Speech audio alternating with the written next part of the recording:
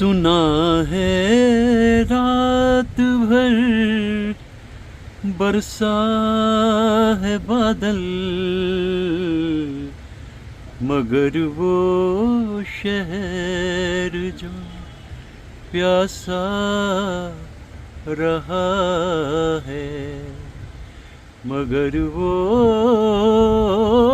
शहर, वो कोई दोस्त था अच्छे दिनों का, जो पिछली रात से याद आ रहा है, जो पिछली रात से। किसे ढूंढोगे इन गलियों में नासिर, चलो अब घर चले, दिन जा रहा है, दिया सा रात भर जलता रहा है, तेरे आने का धोखा सा रहा है। किस्मत है कि अचानक कहीं जहाँ इतना यकीन हो जाता है वहाँ से एक धोखा मिल जाए, और वो धोखा फिर देर तक दूर तक यकीन दिलाए रखता है कि सब ख़त्म नहीं हुआ, लेकिन सब ख़त्म हो चुका होता है। इंसान की कुछ इस तरह से फितरत है कि वो तसल्ली देना चाहता है मन को।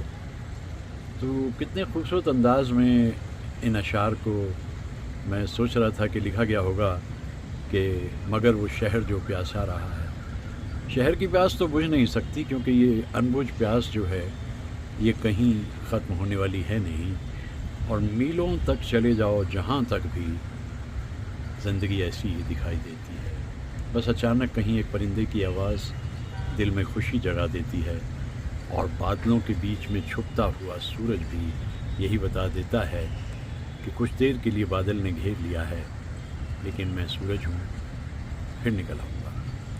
सूरज हूँ मैं, अपनी रमक छोड़ जाऊँगा, अगर डूब भी गया तो शफक छोड़ जाऊँगा। जो दिन के उजाले में ना मिला, दिल ढूंढे ऐसे सपने को, इस रात की जगमग में डूबी मैं ढूंढ रही हूँ अपने को। ये रात भीगी भीगी, ये मस्त फिजाएं, उठा धीरे धीरे वो चांद प्यारा प्यारा, क्यों आग सी लगा के गुमसुम है चांदनी, सोने भी नहीं देता मौसम का ये इशारा, ला ला ला ला ला ला ला ला ला, हा हा हा हा हा हा। बरसती हुई बारिश का थोड़ा सा रुक जाना और शाम के बादलों का धीरे धीरे बिखरने की कोशिश करना, और सामने दिखाई देना मदहोश सी एक रात की तैयारी, और ऐसे में इस गीत का याद आ जाना। क्योंकि उधर जब कहा कि सुना है रात भर बरसा था बादल, चलो तो आगे अब बढ़ते हैं, फिर बादल बरस लिया। और यहाँ ये जो रौनक है ये इस गीत में साफ झलकती है, उठा धीरे धीरे वो चांद प्यारा प्यारा। कैसे खूबसूरत गीत बनते थे। गीत तो फिर भी यूं ही बनते रहेंगे, और मैं तो इनको गाता गुनगुनाता रहूँगा। कुछ और बातें किए लेते हैं जो कि संगीत से ही जुड़ी हुई होंगी, क्योंकि आजकल ज़्यादा चर्चा में उस दौर के संगीत का ही कर रहा। हमारे बाद इस महफिल में अफसाने बयां होंगे, हमारे बाद इस महफिल में अफसाने बयां होंगे। बहारें हमको ढूंढेंगी, बहारें हमको ढूंढेंगी, न जाने हम कहाँ होंगे। ये तो मुझे बहुत बाद में पता चला। फ्रेंच फिलोसोफर जो रूसो थे, उनका एक सेंटेंस मैंने कभी कहीं पढ़ा तो मुझे लगा कि देखो कितनी सही बात कही है। Man is born free but everywhere he is in chains. समझ में आ गई बात ये कि वो तब तक समझ जो है वो नासमझ से बाहर आ चुकी थी। और ये भी समझ में आ गया कि अगर दुनिया में जीना है भैया तो खेनी होगी अपनी नैया, खुद ही बनना होगा अपना खिवैया। ठीक है ना। तो जब ये बात समझ में आई कि जंजीरें हैं तो पहली जंजीर जो सबसे पहले आती है वो उस ज़माने की बात कर रहा हूँ मैं, 50s की। अब तो पता नहीं क्या क्या होता रहता है, वो तो बात की बात है।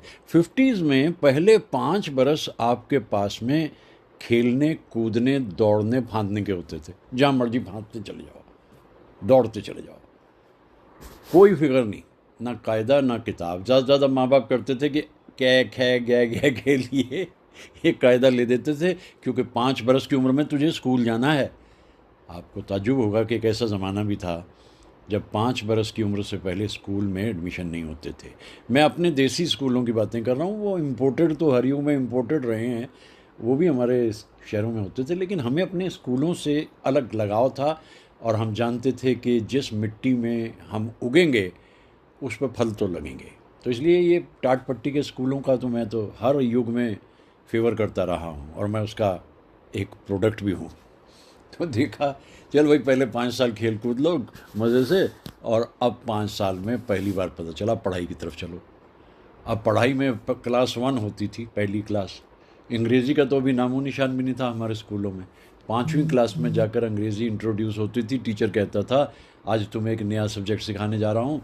हमने छोटे छोटे बच्चे, हमने कहा ये क्या नाम है उसका? इसको कहते हैं इंग्लिश। ओके, हाँ, टीचर भी अंग्रेज़ हो गया देखते देखते।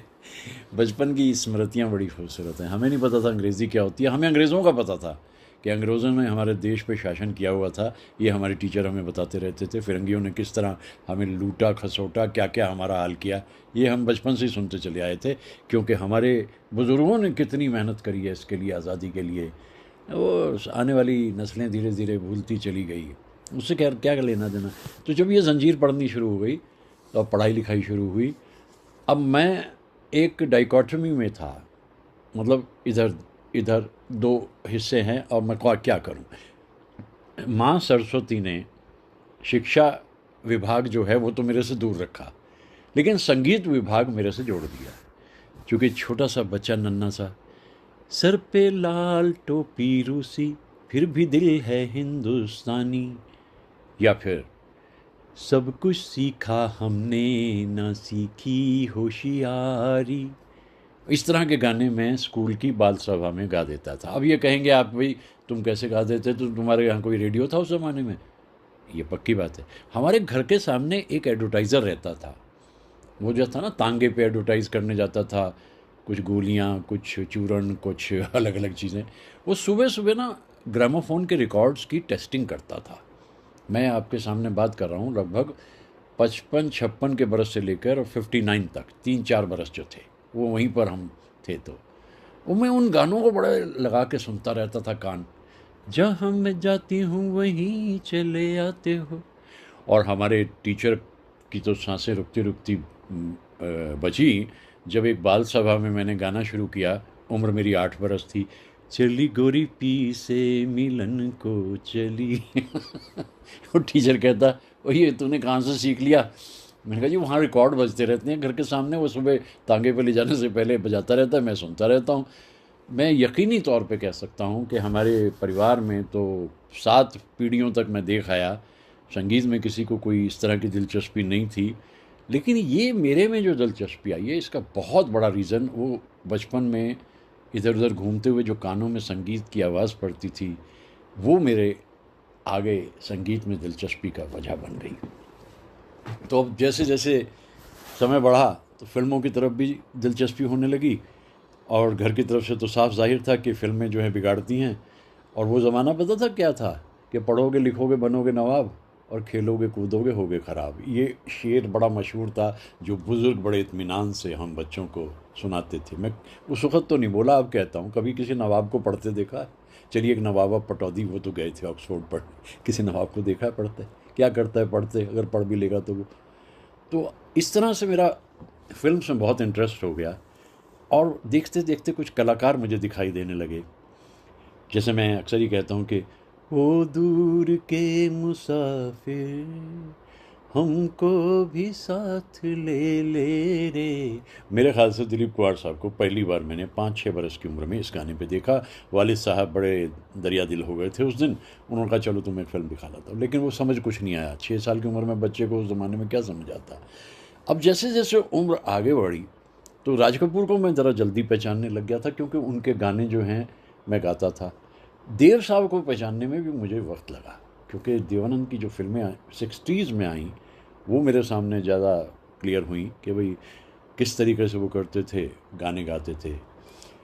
ये आँखें उफ यू माँ, ऐसे ऐसे गाने जब उनके ऊपर पिक्चराइज होते थे, तो ये तीनों कलाकार तो मेरी ज़िंदगी का हिस्सा बन गए और आज तक मौजूद हैं।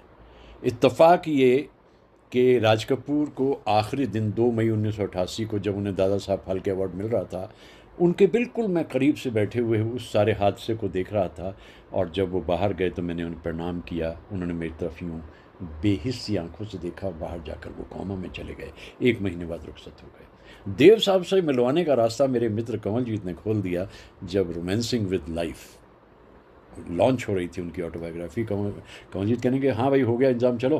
तो देव साहब की थी ये ऑटोबायोग्राफी, और दिन था 27 सितंबर 2007, ग्रैंड मराठा और बॉम्बे। तो देव साहब से मिलना हो गया, सिग्नेचर ले लिए किताब पे।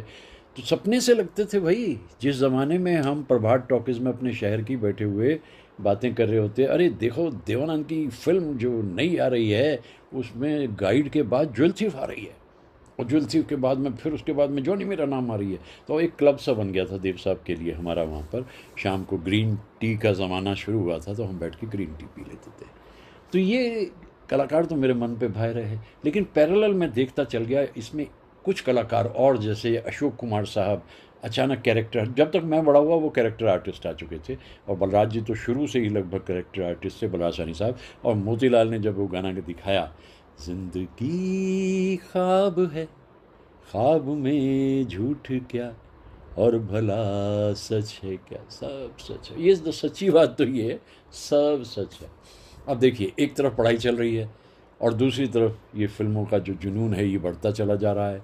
पढ़ाई की दिक्कत ये कि हाई स्कूल जो है सबसे मुश्किल समय होता था, 1966 का बरस था, और सब ने जोर लगा लिया कि देखो अगर इसमें फेल हो गए ना तो गए काम से ज़िंदगी नष्ट है और भ्रष्ट भी है। तो कष्ट बहुत हुआ, लेकिन कर लिया क्लियर बिल्कुल मतलब अपनी वो जो एक रिले रेस है उसको पार कर लिया, 12th भी कर लिया, बीए में भी आ गए। पढ़ाई के मतलब मैं फेल नहीं हुआ कभी भी, और कभी नकल नहीं करी ज़िंदगी में, क्योंकि नकल मैं आज भी नहीं करता किसी की। नकल करके आप हासिल क्या कर सकते हो? आप किसी की 1000वीं कॉपी बनने से अच्छा अपनी ओरिजिनल बने रहो। भाई ठीक है, किसी को आप पसंद करते हो वो एक अलग बात है, लेकिन इसका ये मतलब नहीं कि तुम उसके पीछे पीछे चले। पसंद तो मैं दिलीप साहब को करता हूँ। मेरी दुनिया मेरे सपने मिलेंगे शायद यहीं, तू कहाँ ये बता इस नशीली रात में। अब देखिए, मैं तो देव साहब को भी बहुत पसंद करता हूँ, और राज कपूर तो भाई हमेशा से अंतर मन में बसे रहे। दोस्त दोस्त ना, दरअसल ये जो गीत राज कपूर के ऊपर पिक्चराइज्ड होते थे मुकेश साहब की आवाज़ में, इन्होंने हमें ज़िंदगी के दूसरे हिस्से के बारे में बताया, जिसे हम दर्द कहते हैं।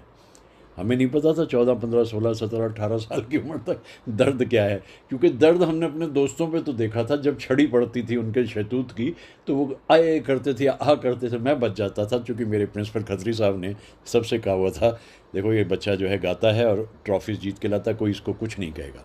तो मैं छड़ियों से बचा हुआ था, इसलिए मुझे दर्द का पता नहीं था। मुझे दर्द दिल का पता न था, मुझे आप किस लिए मिल गए, बस बाद में जाके पता चला। दर्द क्या है? कुछ पाना, कुछ साथ रहना, उसके बाद खो देना।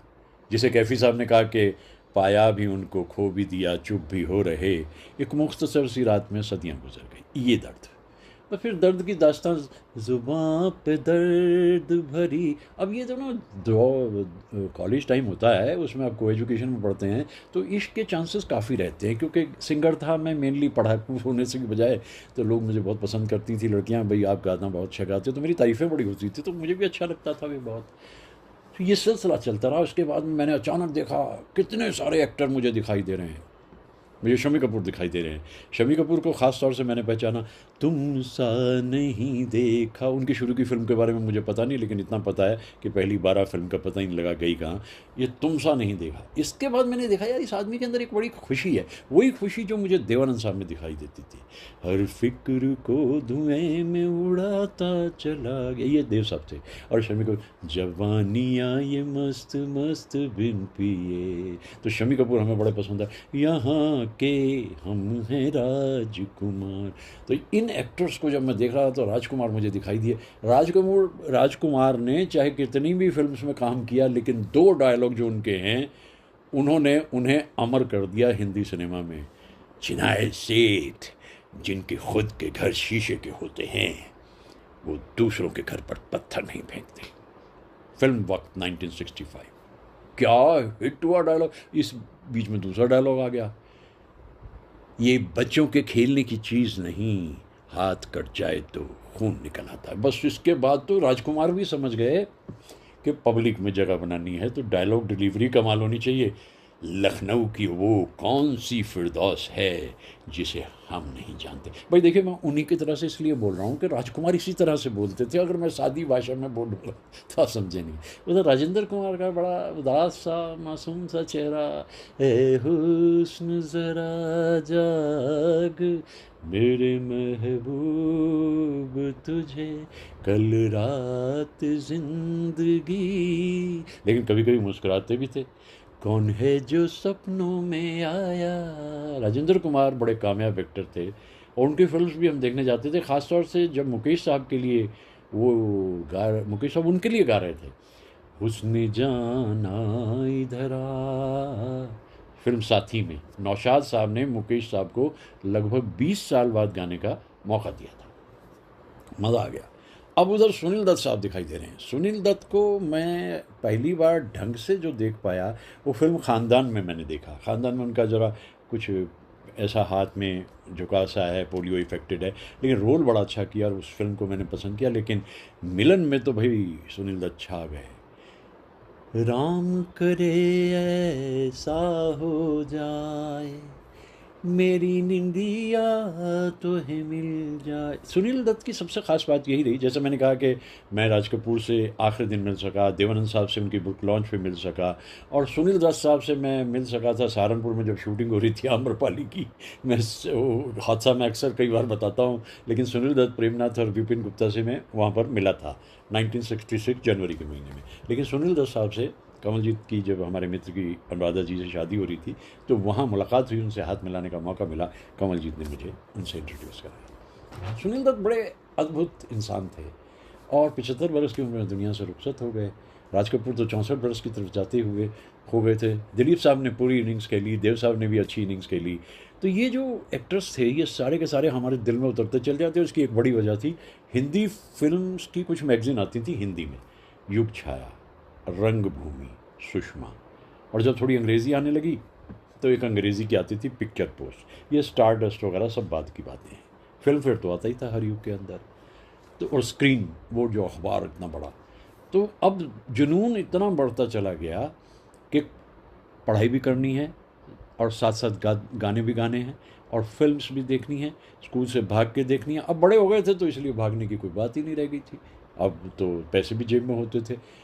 ये जो कलाकार थे ये अद्भुत कलाकार थे और इनकी एक्टिंग में मैंने ये देखा कि जिनका जिक्र मैंने किया है इनमें से किसी भी कलाकार ने कहीं एक्टिंग सीखी नहीं। अब मैंने देखा सामने से चले हुए आ रहे हैं धर्मेंद्र, मैं निगाहें तेरे चेहरे से हटाऊं, सुप्रिया चौधरी के लिए गा रहे हैं। लेकिन और भी जगह पे मैंने देखा, न जा कहीं अब न जा, धर्मेंद्र बड़े हष्ट पुष्ट इंसान थे, लेकिन मनोज कुमार बड़े खूबसूरत इंसान थे, क्योंकि हैंडसम जिसे कह सकता हूँ।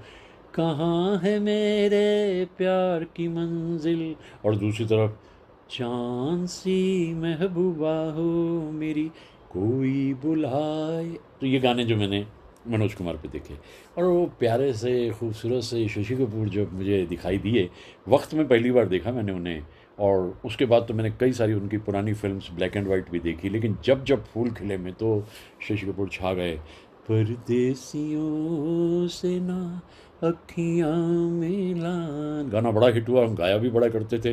भाई परदेसी हों देसी हों, अखियाँ मिलाने का नुकसान तो आपको होना ही होना होता है आखिर में, क्योंकि चांदी की दीवार, जितेंद्र भी आ गए थे गाते हुए उधर से। तो ये जो एक्टर्स हमारे उस ज़माने के थे, ये मुझे इसलिए बड़े पसंद आते थे कि ये सारे के सारे नेचुरल एक्टर थे, और इन्होंने कहीं कोई तालीम हासिल नहीं की, इन्होंने कहीं से किसी किस्म की गाइडेंस नहीं ली, जो इन्हें ठीक लगता था। अब जैसे प्रतिज्ञा फिल्म के अंदर का जो गाना है, मैं यमला पट, इसमें डांसर भी कहने लगी मैं इसमें क्या कर रहा हूँ, तो उन्होंने खुद ही कर दिया धर्मेंद्र जी ने, कहते ले भाई अब भारत का रहने वाला हूँ, भारत की बात सुनाता हूँ। मनोज कुमार ने अपनी लाइन अलग पकड़ ली, और शशि कपूर इतने बिजी हो गए, इतने हैंडसम, तुम बिन जाऊँ कहाँ, आखिर राज कपूर ने भी कह दिया अरे भाई आजा मेरी फिल्म को कर ले सत्यम शिवम सुंदरम, तो शशि कपूर उधर। ये इतने सारे एक्टर, फिर इतने, गुरुदत्त का तो क्या कहना। गुरुदत्त जब तक हमें समझ में आया बड़े उदास हो चुके थे, क्योंकि 1957 की फिल्म उनकी जो है प्यासा बड़ी हिट हुई, 59 में कागज़ के फूल नहीं चली, और हमने उस ज़माने में वो भी देखी थी साई बीबी और गुलाम, समझ ज़्यादा नहीं आती थी उनकी फिल्में, लेकिन अब पता चला कि गुरुदत्त क्या थे, क्योंकि उनके सिनेमेटोग्राफर वीके मूर्ति के साथ मुझे 2 घंटे बैठने का मौका मिला। वीके मूर्ति साहब ने बहुत सी बातें मुझे बताई। तो भैया पढ़ाई लिखाई अपना चलती रही, एमए इंग्लिश कर लिया, एमए हिस्ट्री कर लिया, पीएचडी भी कर ली, कॉलेज में पढ़ाने भी लग गए। 1 अगस्त 1973 को पैसे भी मिलने लगे, 200 रुपये। जिस जगह मैं पढ़ाता था वो अब आईआईटी के अंडर है। सोचिए हमारी शुरुआत कहाँ से हुई थी। तो इस तरह ज़िंदगी बड़े खूबसूरत अंदाज में रही, और बहुत ही अच्छा वक्त मेरा ज़िंदगी का बीता। लेकिन इसमें शंकर जयकिशन, शैलेंद्र जी, मुकेश साहब, मोहम्मद रफ़ी, किशोर कुमार, मन्ना दा, हेमंत कुमार, तलत महमूद, ये जितने कलाकार हैं इन सब, और हीरोइंस में भाई मीना कुमारी मुझे शुरू से पसंद थी, फिर धीरे धीरे वहीदा रहमान जी को समझा, मधुबाला का तो क्या ही कहना था। फिल्म तो हम किसी भी हीरोइन की देख लेते थे, अगर सीआईडी फिल्म में शकीला मौजूद हैं तो हम वो फिल्म भी देख लेते थे, क्योंकि हमें ये लगता था कि उस ज़माने की सारी ही हीरोइंस खूबसूरत तो होती ही थी भाई, कुछ भी कह लीजिए। अब माला सेन को देखिए, विजंती माला को देखिए, मैं उस पीढ़ी की बात कर रहा हूँ। और शुरू में निम्मी मौजूद हैं, नंदा भी मौजूद हैं, साधना का तो क्या ही कहना था। तो फिल्म कोई भी हो हम देख लेते थे, और इतने खूबसूरत अंदाज में जवानी भी बीती। बस फिर थोड़ा सा वही हुआ कि man is born free everywhere is in change, वो जंजीरें बढ़ती चली गई, जिम्मेदारियां भी बढ़ती चली गई, और फिर अपने अंतर में जो सिनेमा का मेरा जुनून है वो मैंने आज तक ख़त्म नहीं हो दिया, बल्कि अब तो वो जुनून जो है वो वजद की तरफ चला गया है। सूफियों में होता है ना, पहले जुनून, फिर वजद, फिर मजजूबियत, जहाँ लगभग पागलपन सा आ जाता है।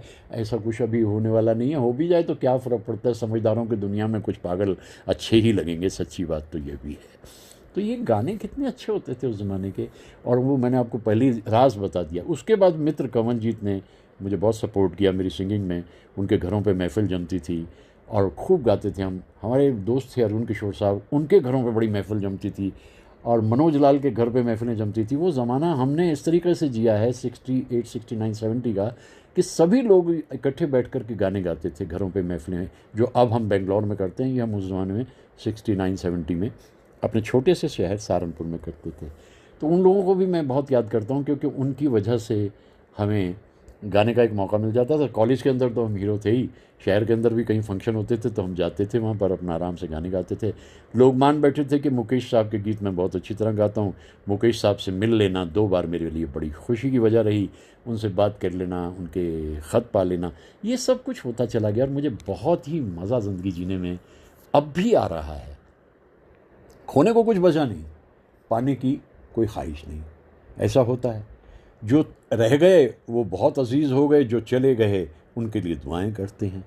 यही तो होता है, कुछ दुनिया से चले गए, कुछ ज़िंदगी से चले गए। ये जीवन का दस्तूर है। आप किसी चीज़ से चिपक के लपट के मत रहिए, छूट जाती हैं चीज़ें, सब चीज़ें टाइम बाउंड हैं। इसलिए समझदारी इसी में है कि वो जंजीरें जल्दी से जल्दी, रक्स करने का मिला हुक्म जो दरियाओं में, हमने खुश होके भंवर बांध लिए पाँव में। हर संकट जो भी रास्ते में आया उसका जिम्मेदारी से सामना किया। और हमारे मसीहा मौजूद थे पाठक साहब, जिन्होंने शुरू से ही हमें मदद की कि भाई देखो नौजवान, थोड़ा सा हिम्मत करके आगे बढ़ो। और के शर्मा साहब, मैं कैसे भूल सकता हूँ उनको। और एस के वोरा साहब, फाइनेस्ट जेंटलमैन जो हम उनसे मिले। और उसी ज़माने में एस शिब्बर साहब होते थे, जल्दी इंतकाल हो गया था, वो भी हमारे टीचर थे। और याद करता हूँ पी शर्मा साहब को, जिन्होंने मुझे पहली बार इंट्रोड्यूस किया पढ़ाई लिखाई की तरफ जाने के लिए। बताया भाई रमेश, वहाँ पे जगह है, देख ज़रा पाठक जी से बात कर ले, अगर वहाँ जाके पढ़ाने कितने अपने लोग होते थे ना उस ज़माने में। बहुत कुछ याद आता है उस ज़माने का, बहुत कुछ याद आता है। और इसीलिए यादों की एक बारात बहती रहती है और कहती रहती है कि आगे तो तेरे लिए कुछ नहीं है, दूर दराज तक हद निगाह तक दियारी दियार है, गुबारी गुबार है। तू अपने ज़िंदगी की जो बहार रही है उसी में गोते मारता रहे। वो जो तेरी एक झील है, यादों की झील, उसके अंदर रहे, वही तेरे लिए काफ़ी है। जितना भी वक्त बचा है, संगीत, प्रकृति, दरिद्र नारायण और देशाटन, अगर हुआ तो विश्वाटन, जैसे पिछले साल लग गया था चक्कर थाईलैंड का। और उस ज़माने में तो यूरोप अमेरिका ही घूम लिया था इतने बरस पहले। भाई क्या कहने, ज़िंदगी मेहरबान भी होती है कभी कभी। और सच्ची बात है कि ज़िंदगी इत्तेफाक है, जो मिल जाता है वो किस्मत, जो खो जाता है वो नसीब। इन दोनों के बीच में कहीं हम खड़े रहते हैं। बात समझने की है, समझ आ जाए। हाँ, वो धीरे धीरे वो जंजीरें काटनी ज़रूरी हो जाती हैं, वरना लिपटते हुए वो भंवर जो हैं वो आपको ख़त्म कर देते हैं। और कौन आपको खुश देख करके राज़ी है? जस्ट चुटकी भर लोग, वरना तो इतनी इस दुनिया में जलन है, ईर्ष्या है, कुड़न है। उसकी कमीज़ मेरी कमीज़ से सफ़ेद, जहाँ पे एडवर्टाइजिंग ऐसे होती हो तो वहाँ पे क्या परोस रहे हैं भाई आप।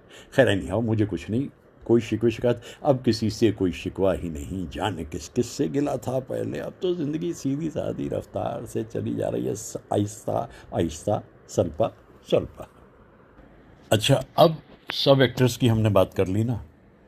अब एक सुनामी आई अचानक फिल्म इंडस्ट्री में, और हमने तूफ़ान को सुनामी में बदलते देखा। वो एक्टर जो कि एक कंपटीशन जीत करके आया था, लेकिन शुरू में उसे 2-3-4 फिल्म मिली भी तो बात कुछ बनी नहीं है। कहीं पे खड़े हुए वो गा रहे थे एक फिल्म में, अकेले हैं चले आओ जहाँ हो, कहाँ आवाज़ दें तुमको, कहाँ हो। भाई उस सितारे की जो रास्ता बना आगे बढ़ने का, वो बना 27 सितंबर और 1969 को। 65 में कंपटीशन जीत लिया था, 3-3.5-4 साल निकल भी गए। और 27 सितंबर की जो खासियत है वो ये है, एक तो ये कि टूरिज़म डे है ना, टूरिज़म डे माना जाता है इसको। लेकिन इस दिन शक्ति सामंत साहब, जो इतनी खूबसूरत फिल्में बना रहे थे अभी तक भी, उन्होंने एक तजुर्बा सोशल फिल्म्स पे किया और फिल्म आराधना बन के तैयार हुई। आराधना रिलीज़ हुई इस दिन। आराधना क्या रिलीज़ हुई भाई, देखते देखते पूरा दुनिया तब्दील हो गई। पूरे का पूरा फिल्म इंडस्ट्री देखता रह गया कि ये कौन है भाई। ये डबल रोल था इस फिल्म में राजेश खन्ना का, शर्मिला उनके साथ, शर्मा टेगोर उनके साथ थी, अशोक कुमार साहब भी उसमें मौजूद थे, और बर्मन दादा के संगीत ने तो कमाल ही कर दिया। तो ये जो कहते हैं ना कि स्टार इज़ बॉर्न, ये स्टार जो बॉर्न हुआ राजेश खन्ना, ये हुआ फिल्म आराधना से। इससे पहले जितने सितारों का जिक्र मैं कर चुका हूँ, उन सब ने अपने अपने तरीके से स्ट्रगल की थी, कभी अप कभी लो। लेकिन ये तो इंसान जब चलना शुरू हुआ तो इस इंसान ने 4 बरस तक किसी को रास्ता ही नहीं दिया आगे बढ़ने का। जो फिल्म आ रही है वो हिट हो रही है, जिस हीरोइन के साथ काम कर रहे हैं वो कमाल कर रहे हैं, और बात कहने का लहजा, अपना एक तरीका, और उन पे जो पिक्चराइज गाने होते थे वो भी कमाल होते थे। कहीं दूर जब दिन ढल जाए, सांझ की दुल्हन बदन चुराए, यानी वो ध्यान रखते थे इस बात का कि संगीत हिंदी फिल्मों की जान है। मैंने तेरे लिए ही 7 रंग के सपने चुने। अब ये जो सपने उन्होंने चुने अब उधर किशोर कुमार भी समझ रहे थे कि ये तो भाई ऐसी आवाज़ है हमारे, इनके लिए ये तो कमाल कर देगी। जीवन से भरी तेरी आँखें। अब ये जो फिल्म सफ़र है, ये अपने आप में अनूठी और अनोखी फिल्म है, क्योंकि ये राजेश खन्ना की फिल्म है, लेकिन इसमें फ़िरोज़ खां भी मौजूद हैं। फ़िरोज़ खां भी मुझे बहुत पसंद थे, और इसमें तो एक गीत भी उनको मिला, जो तुमको हो पसंद। फ़िरोज़ खां अपने ढंग के अलग तरह के, लेकिन जल्दी ही वो प्रोडक्शन में चले गए और डायरेक्शन में भी। राजेश खन्ना। जुबां पे दर्द भरी दास्तां चली आई, दरअसल हुआ यही, higher the rise bigger the fall. कुछ ऐसा कामयाबी का सिलसिला है कि आज मैं हूँ जहाँ कल कोई और था, ये भी एक दौर है, वो भी एक दौर था। और फिर डाउनवर्ड जर्नी राजेश खन्ना की शुरू हुई। इतनी कामयाबी कभी किसी ने नहीं देखी, क्योंकि वो हमारे जवानी के दिन थे, 18, 19, 20 साल की और उम्र थी हमारी। और कॉलेज में जब हम देखें, भाई जो लोग हमें इतना पसंद करते थे, हमारे अपने इतने ज़बरदस्त खैरख्वाह थे, प्रशंसक थे, देखते देखते वो किसके पीछे चल दिए? राजेश खन्ना के। भाई राजेश खन्ना, भाई हमारा राजेश खन्ना से क्या मुकाबला, भाई राजेश खन्ना राजेश खन्ना। लेकिन आपस में मोहब्बतों की दिन थे और गाते रहते थे, ओ मेरे दिल के चैन, चैन आए मेरे दिल को दुआ कीजिए। इसी वक्त में मैंने देखा राजेश खन्ना की, जो एक बार मैं उन्हें देख पाया, बल्कि नमस्ते हो गई थी मेरी, वो तब तो डाउनवर्ड जर्नी शुरू हो गई थी। राजनीति में आ चुके थे, राजनीति में कभी कामयाब कभी नाकाम, लेकिन एक फैशन शो में वो चीफ गेस्ट थे, हौज खास विलेज में। तो मैं वहाँ पर पहुँचा हुआ था, तो वहाँ मैं उनको देखा, इनसे थोड़ी देखा करीब जाके। इनकी आंखों में इस तरीके से जैसे एक शरारत सी झलकती थी, लेकिन अब वहाँ मायूसी थी, क्योंकि वक्त बीत चुका था। और सबसे बड़े कामयाब लोगों की दिक्कत क्या होती है कि जब वो डाउनवर्ड जर्नी शुरू होती है तो उसको वो एक्सेप्ट नहीं कर पाते। कुछ ऐसा ही राजेश खन्ना। और हाँ, वहाँ जो फैशन शो था, ये जनवरी 94 की बात है मेरे ख्याल से। तो उसमें बड़ी ही खूबसूरत लड़कियाँ दिखाई दे रही थी, और दो लड़कियाँ ख़ास तौर से दिखाई दे रही थी कि भाई देखो ये नई नई आई हैं यहाँ पर, और बाकी सारी तो वेटरन हैं। और बाद में पता चला वो जो दो नई आई थी वो कौन थी? वो थी सुष्मिता सेन और ऐश्वर्या। तो ऐश्वर्या और राय, ये दोनों बाद में, ये वो बनी मिस वर्ल्ड बनी, वो बनी मिस यूनिवर्स। तो यानी हमने पहले इनके शुरू के दौर के उस फैशन शो में देखा, लेकिन ज़्यादा दिलचस्पी हमें राजेश खन्ना को देखने में थी। पॉलिटिक्स, सियासत भी गई, फिल्म्स भी गई, घर गृहस्थी पे भी चोट पड़ी, और राजेश खन्ना एक तरह से शेक्सपियरियन ट्रेजेडी के ट्रेजिक हीरो बन के रह गए। ऐसा नहीं कि उनका किसी गॉड्स ने उनके साथ बुरा किया और वो नीचे की तरफ आए, क्योंकि ग्रीक ट्रेजेडी में ऐसा होता है कि वो गॉड्स जो हैं वो किसी रंजिश की वजह से ट्रेजिक हीरो बना देते हैं हीरो को। यहाँ तो इनकी अपनी कुछ ऐसी गलतियाँ रही कि थोड़ा सा घमंड भी आ जाता है। मैंने सुना है, लेकिन कितना सुना है कितना सच है मैं नहीं कह सकता।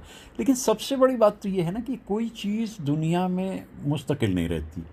एक बार चले जाते हैं जो दिन रात सुबह शाम, वो फिर नहीं आते। ये गीत राजेश खन्ना पे पिक्चराइज्ड है। पंचम आनंद बख्शी किशोर कुमार का सर्वश्रेष्ठ गीत मेरे हिसाब से है, और कश्मीर में इसकी शूटिंग चिनार पे बदलते हुए रंग, क्या गाना बनाया था भाई। मैं तो इसलिए स्पेशली, देखिए इतने सारे हीरोज़ के बारे में तो मैं अक्सर ही बोलता रहता हूँ, लेकिन राजेश खन्ना के बारे में भी मैंने अलग से बोला है। लेकिन मुझे राजेश खन्ना की ज़िंदगी के वो 3 हिस्से दिखते हैं कि कैसे वो नौजवान अपनी ज़िंदगी को शुरू करता है। क्वाइट अर्ली इन लाइफ वो अडॉप्ट कर लिए गए थे एक बड़े रिच उनके रिश्तेदार के द्वारा। तो जब वो कॉलेज में भी जाते थे तो स्पोर्ट्स कार में जाते थे, लोग देखते थे। मेरे ख्याल से जितेंद्र भी उस वक्त में पढ़ते थे वहाँ पर, तो वो देखते थे यार इस नौजवान का कमाल देखो। फिर खैर लेकिन फिल्म में स्ट्रगल भी रही, कामयाबी बेहद, और उसके बाद डाउनवर्ड जर्नी में आखिरी दिनों की जो तन्हाइयाँ हैं राजेश खन्ना की, वो बड़ी गहरी हैं। बीमारी ने भी आकर घेर लिया, और एक हैवल कंपनी के लिए वो बना रहे थे ऐड, तबीयत बहुत ख़राब हो चुकी थी, एक फैंस का बना रहे थे, मतलब पंखों का। तो उसके डायरेक्टर बाल्की साहब का कहना है कि यार मैंने तो कमाल का इस आदमी के अंदर जुनून देखा, इतना बीमार, इतनी तकलीफ़, और वहाँ शूटिंग के लिए उस ऐड के लिए आ गए। मेरे फैंस मुझसे कभी जुदा नहीं हो सकते। फैंस कब किसी के सगे हुए हैं भाई? ये प्रशंसक जो होते हैं ये कोई हमेशा साथ चलने वाले थोड़ी होते हैं, ये लहरों के रेलों की तरह से बदलते रहते हैं, क्योंकि ये मतलब ये कहते हैं ना कि एवरीबॉडी वर्शिप्स राइजिंग सन। फिर और नए सितारे आ गए और राजेश खन्ना का ज़माना ख़त्म हो गया। लेकिन हिंदी फिल्म्स के इतिहास में एक ऐसा चैप्टर है, वो पन्ना नहीं है, वो चैप्टर है, और उस चैप्टर को अगर समझ सकें तो यही समझना होता है कि आज मैं हूँ जहाँ कल कोई। और ये तो उन्होंने नज़्म पढ़ी थी, उसमें साहिर की जो नज़्म है फिल्म दाग में, इंटेंस आदमी है, उसकी आंखों में रोमांस है। मैं उसे last of the romantic heroes कहता हूँ। इटर्नल रोमांटिक तो मेरे लिए गुरुदत्त है, लास्ट ऑफ द रोमांटिक, क्योंकि उसके बाद जब वो 11 मई 1973 को अमिताभ बच्चन ने फिल्म जंजीर में कुर्सी पर लात मारी तो वहाँ से डगमगा गया राजेश खन्ना का शासन, और वो शासन जो डगमगाया वो पूरी तरीके से चरमराया। अमिताभ बच्चन की आमद हो गई और गमन हो गया राजेश खन्ना का। ऐसा कलाकार भी कब कब आया भाई, ऐसी कमाल की फिल्म, आविष्कार फिल्म में मैं उसे देखता हूँ, सफ़र में, आनंद में, खामोशी में, कहाँ नहीं है वो बंदा। और क्या खूबसूरत गीत उन पे पिक्चर, जिंदगी का सफ़र, या फिर तुझको चलना होगा। भाई उस आदमी में रोमांस कूट कूट के भरा था, इसलिए वो रोमांटिक भी था। ऐसा नहीं कि उसने ब्याह हुआ निभा नहीं हुआ तो कोई बात नहीं, रोमांस तो उसकी ज़िंदगी में आखिर तक रहा है। तो राजेश खन्ना के बारे में मैंने स्पेशली अपनी बात इसलिए कही क्योंकि ये इंसान मुझे बहुत ही इम्प्रेस करता है। उसकी ज़िंदगी के बारे में कोई कुछ कहता रहे, मैं उसकी फ़िक्र नहीं करता। वो इंसान एक अद्भुत कलाकार था। कैसे वो थिएटर से सिनेमा में पहुंचा, कैसे उसने कंपटीशन टॉप किया, और उसके बाद वो फिल्म इंडस्ट्री पे छा गया और हिंदुस्तान को क्या दुनिया को भा गया, इतनी सारी तरह तरह की फिल्म करके रुखसत हो। तो मैं आज वैसे यूं ही बात करने लग गया कि भाई ये वो लोग हैं, ये वो सितारे हैं जिन्होंने मेरी ज़िंदगी में बड़ी रौनक बनाए रखी, तो कभी कभी याद करते रहना चाहिए। हाफिज़ा दुरुस्त रहता है। लेटेस्ट अपडेट्स के लिए अल्ट्रा चैनल्स को सब्सक्राइब करें और बेल आइकन को प्रेस करें।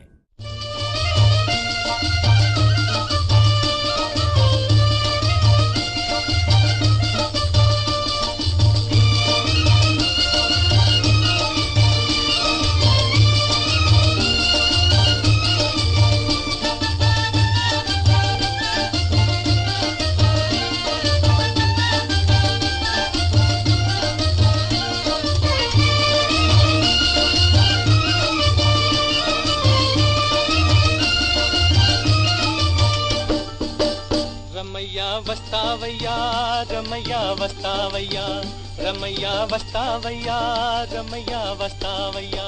मैंने दिल तुझको दिया, मैंने दिल तुझको दिया, ओ रमैया वस्तावैया, रमैया वस्तावैया, रमैया वस्तावैया, रमैया वस्तावैया। मैंने दिल तुझको दिया, मैंने दिल तुझको दिया, ओ रमैया वस्तावैया, रमैया वस्तावैया।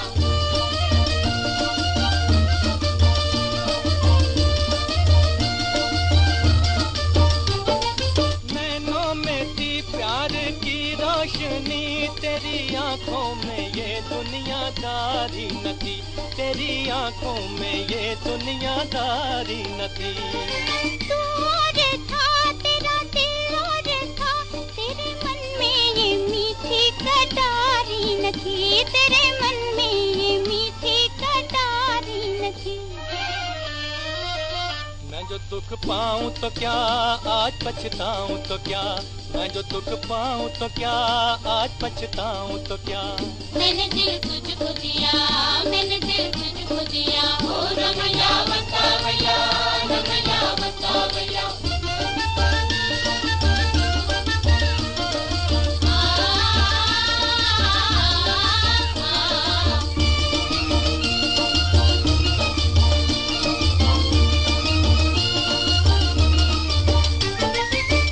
देश में तेरे परदेश में सोने चांदी के बदले में बिकते हैं दिल, सोने चांदी के बदले में बिकते हैं दिल। इस गाँव में दर्द की छाँव में प्यार के नाम पर ही धड़कते हैं दिल, प्यार के नाम पर ही धड़कते हैं हैं दिल। चांद तारों के तले रात ये गाती चले, चांद तारों के तले रात ये गाती चले। मैंने दिल तुझको दिया, मैंने दिल तुझको दिया। ओ रमैया बतावैया, रमैया बतावैया।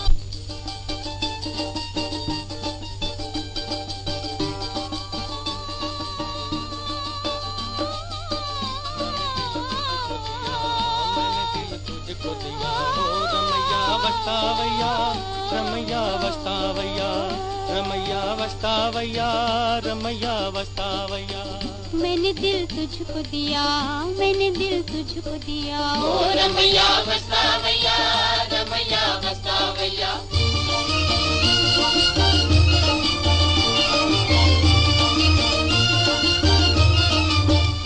याद आती रही, दिल दुखाती रही, अपने मन को मनाना ना आया हमें, अपने मन को मनाना ना आया हमें। तू ना आए तो क्या, भूल जाए तो क्या, प्यार करके भुलाना ना आया हमें, प्यार करके भुलाना ना आया हमें। वहीं से दूर से ही तू भी ये कह दे कभी, वहीं से दूर से ही तू भी ये कह दे कभी, मैंने दिल तुझको दिया, मैंने दिल तुझको दिया। ओ रमैया वस्तावैया, रमैया वस्तावैया, रमैया वस्तावैया, रमैया वस्तावैया। मैंने दिल तुझको दिया, मैंने दिल तुझको दिया। ओ रमैया वस्तावैया, रमैया वस्तावैया।